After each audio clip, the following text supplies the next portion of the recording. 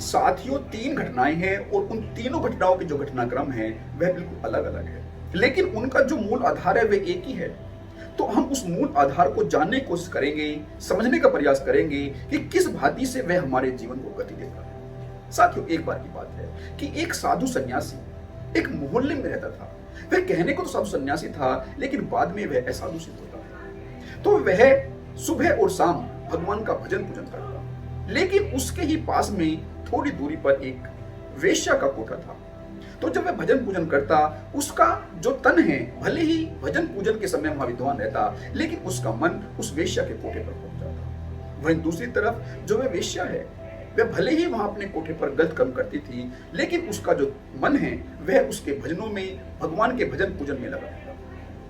वह अपने को अभागन मानती और उस साधु संत को बड़ा ही सौभाग्यशाली वह मन ही मन कसोट करती कि मुझसे अवश्य कोई ना कोई गलती हो गई है, जिस वजह से मुझे ये गलत कर्म करने पड़ रहे हैं। और यह साधु सन्यासी बहुत ही अच्छे कर्मों को पैदा लेकर हुआ है।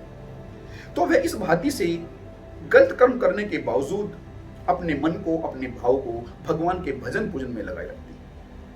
और जब वे दोनों मृत्यु लोक को पहुंचते हैं अपने शरीर को त्याग कर, तो वहां मृत्यु लोक के देवता उस साधु संत को नरक में डाल देते हैं और उस वेश्या को स्वर्ग दे देते हैं। तो वह साधु संत मृत्यु लोक के देवता से कहता है कि आपसे कोई ना कोई गलती हो गई है, आपने हमारे कर्मों की अदला बदली कर दी है।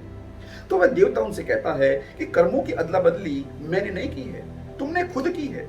तुम केवल तन से भगवान का भजन पूजन करते थे, तुम्हारा मन तो वेश्या के कोठे पर रहता था। लेकिन यह वेश्या भले ही गलत कर्म करती थी, लेकिन इसका भाव, इसका मन हमेशा ही भगवान के भजन पूजन में रहता था। तो साथियों, इस भांति से जो कर्म है उनकी अदला बदली हो जाती है, वेश्या और साधु के कर्मों की अदला बदली हो जाती है। लेकिन क्या जब एक साधु सच्चा होता है, जब उसकी साधना सच्ची होती है, तो क्या वह वेश्या को बदल पाने में समर्थ होता है? साथियों, यह घटना हमें कबीरदास जी के जीवन से मिलती है कि एक बार उनके मोहल्ले में एक वेश्या रहने के लिए आती है। तो कबीरदास जी उसे याचना करते हैं कि आप अपना जो झोपड़ा है, अपने जो रहने का स्थान है, यहाँ मत बनाइए। लेकिन वह नहीं मानती, वह बहुत दबंग थी, उसके साथ बहुत से लोग थे। तो वह अपने झोपड़े को उसी मोहल्ले में डाल लेती है। और केवल इतना ही नहीं, जो कबीरदास जी के भक्तजन वहां आते जाते रहते हैं, वह उनको रिझाने की कोशिश करती है, लेकिन वह उसका जो प्रयास है वह असफल हो जाता है। और इस कारण से वह, उसका जो क्रोध है, उसका पारा और चढ़ जाता है। उसके अंदर जो द्वेष भावना थी कबीरदास जी के प्रति, वह और बढ़ जाती है। तो इस द्वेष भावना के कारण एक बार वह कबीरदास जी के झोपड़े में अपने साथियों की मदद से आग लगवा देती है। लेकिन भगवान की महिमा देखिए, हवा चलती है और कबीरदास जी के झोपड़े की आग बुझ जाती है, और जो आग थी, जो लपट थी, वह उस वेश्या के झोपड़े को पकड़ लेती है।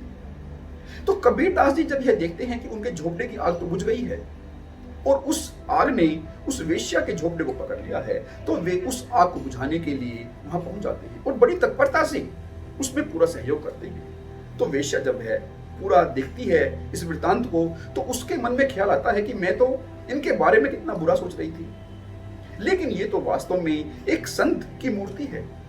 ये तो कभी किसी का बुरा नहीं सोचती, ये अभी भी मेरा भला सोच रही है और कितनी तत्परता से मुझे सहयोग कर रही है। साथियों, इस भांति से जो उसका मन है, उसके मन में जो द्वेष है, वह पिघलने लगता है और वह कबीरदास जी की एक सच्ची भक्त बन जाती है। लेकिन क्या साथियों, एक वेश्या एक साधु की शिक्षक बन सकती है?